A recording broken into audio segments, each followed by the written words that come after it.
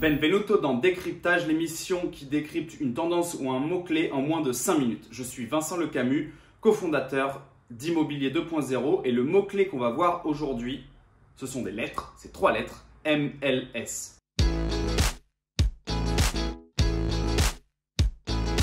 Alors non, je ne parle pas de la ligue de football aux États-Unis, je parle bien entendu d'immobilier.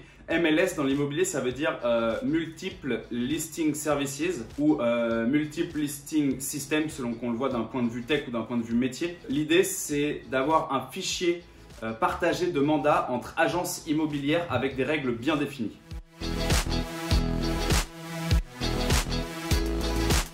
L'objectif est de permettre aux professionnels de l'immobilier de partager des mandats et d'avoir accès au maximum de mandats sur le marché, mais aussi au maximum de données. L'idée, c'est grâce à ça de faire travailler les professionnels de l'immobilier les uns avec les autres et non pas les uns contre les autres.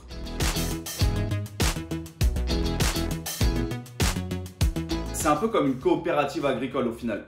Dans une coopérative agricole, les différents agriculteurs mettent des moyens en commun, des outils en commun pour finalement proposer des produits communs et de travailler ensemble. C'est un peu pareil dans l'immobilier. Bon, j'avoue, la métaphore n'est pas incroyable, mais c'est un peu pour vous donner l'idée qu'il y a derrière le MLS, c'est de faire travailler ensemble des professionnels pour arriver avec des outils communs et des produits communs.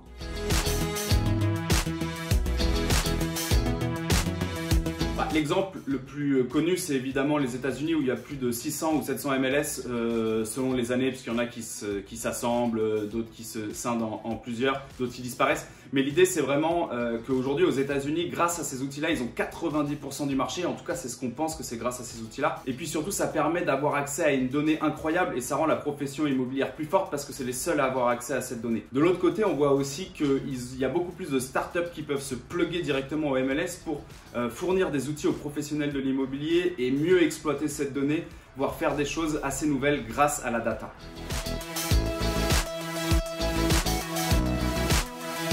Oui, il y a d'autres exemples. On trouve le système de MLS dans beaucoup de pays dans le monde. Forcément en Amérique du Nord, au Canada, au Québec, mais aussi dans des pays comme l'Inde, comme le Vietnam, comme le Mexique. On en a aussi en France, on en a aussi en Italie. Après, c'est plus ou moins développé selon les pays et selon les réglementations qui sont définies dans chacun de ces pays-là. Mais des MLS, il y en a beaucoup dans le monde et il y en a dans beaucoup de pays et c'est en train de se développer dans les pays qui ne l'ont pas.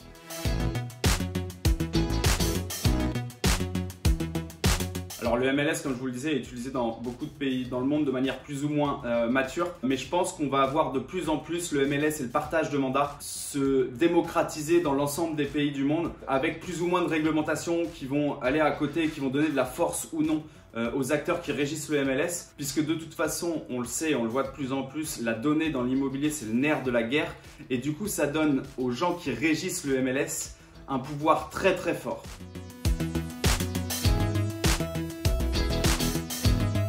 Déjà, la première chose, c'est que les acteurs de l'immobilier, les professionnels de l'immobilier ne voudront travailler qu'avec des acteurs du MLS qui défendent leurs intérêts. Ensuite, il y a une problématique dans le MLS qui est l'asymétrie de participation. Il y a des gens qui sont bien assis sur leur marché et qui sont des forts pourvoyeurs de mandats de qualité, quand il y a des nouveaux acteurs ou des acteurs qui travaillent un petit peu moins bien qui, eux, viennent entre guillemets piller les mandats ou plus profiter du MLS. Donc ça, c'est une vraie problématique. Ensuite, ce système, il a d'intérêt que si le MLS a une part significative du marché, c'est qu'à partir de ce moment-là qu'il y a un vrai pouvoir en termes de data et surtout en termes d'exhaustivité du marché. Donc il faut que ça se développe aussi.